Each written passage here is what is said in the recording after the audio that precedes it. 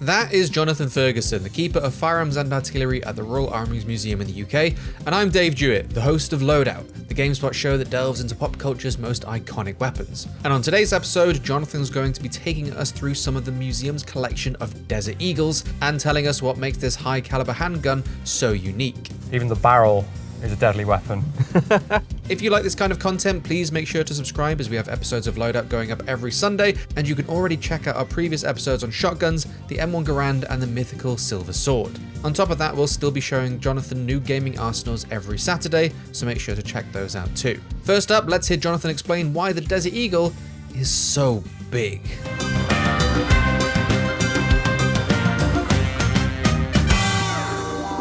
Apart from the sheer size of the Desert Eagle, I think the thing that makes it technically interesting and, as far as I know, unique, is that it has essentially the gas system of a rifle.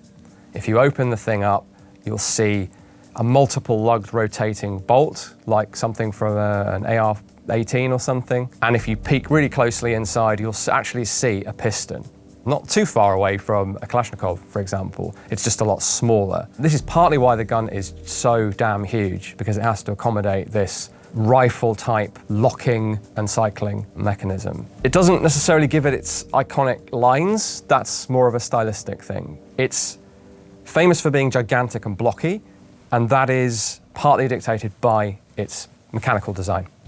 Now let's see Jonathan break down the unique interior of the Desert Eagle. So we know the Desert Eagle is big, unwieldy, heavy. At least that's what a lot of games and movies show us. But Jonathan's actually going to try and illustrate that with the little selection here.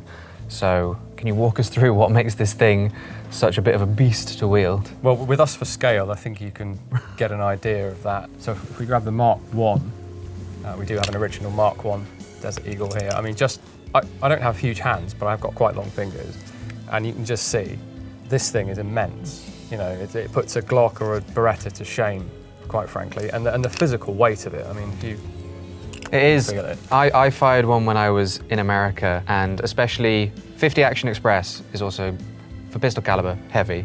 So adding that into the magazine. In my experience shooting in America, I never really thought that I was going to break anything until I fired a Desert Eagle, and I thought, yeah, I am gonna put that one down for the next time. I think I prefer something a little more low caliber, but the weight is immense. My hands, you know, they looked comedically childlike when holding a Desert Eagle. Yeah, I mean, it's difficult to get, I'll just demonstrate vaguely, the classic modern two-handed shooting grip that's the most stable and gives you the best grip. You know, you're supposed to not be able to see a gap between your hands when you hold it, and I can just about do that because I have quite long fingers, as I say. But it's literally a handful, more than a handful. I mean, look, my shooting hand doesn't wrap around this properly. And that's just a function of trying to contain the power of a Magnum pistol cartridge. Self-loading pistols weren't designed originally to contain that much muzzle energy, essentially.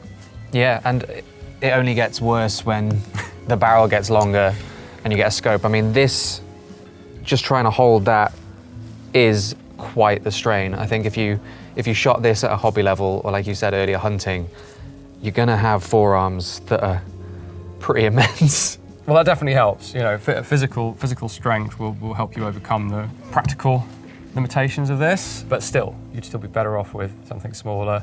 High capacity as well, because, you know, it's a single stack magazine.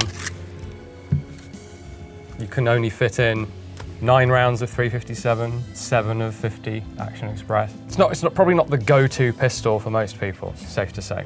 We were talking earlier about what makes it unique, and there was something in the internals that you wanted to show off that is unique among the Desert Eagle when it comes to handguns. Yep. So why don't you go and show us that? I'll do my best. I mean, it's not so obvious from the outside. So if we take the magazine off again, what we can do, pop off the barrel. One way in which this is unusual is in having this fixed barrel. Obviously it's not fixed now because I've taken it off, but when you use it, it sits there on the frame, not moving, making it inherently more accurate than a pistol with a tilting barrel that unlocks as it comes back, or a rotating barrel, or any of the other ways in which pistols are locked shut. so that they work properly. But that advantage is kind of negated by just how unwieldy this thing is, and your sights are going to wave around on target unless you've got big, strong forearms. So just by popping that off, we can see the main features that I'm talking about here. So there's that big lugged bolt, which is like nothing you'll see on a conventional pistol. It's much more like what you'd see in a gas-operated rifle. And up front there, sticking off the front of the slide, is the piston. So it's a tiny piston, but it's a gas piston nonetheless, complete with a sort of dished front.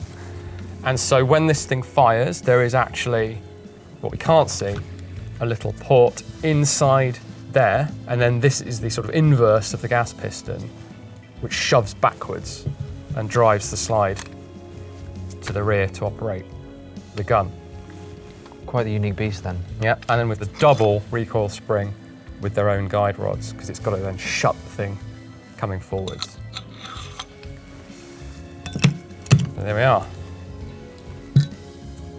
Even the barrel is a deadly weapon. The Desert Eagle may be enormous and unwieldy, but are there any advantages to such a giant handgun? There are theoretical advantages to a gigantic handgun. Unfortunately, they're highly theoretical. So you are, by increasing the chamber pressure through that gas-operated system, by increasing the diameter of the bullet to 1/2 inch, and therefore the mass of the bullet, you are on the upper end of what a pistol can deliver in terms of energy on target. However, you can't make a handgun into a rifle. It's at the sort of ragged edge of what a handgun can do, and as a result of that is very big, very heavy. The recoil is significant. It's not as much perceived recoil as a revolver, because you have moving bits of metal that slow down the recoil. But still, it's a lot of recoil. To sort of fire more than one shot rapidly and accurately is a challenge.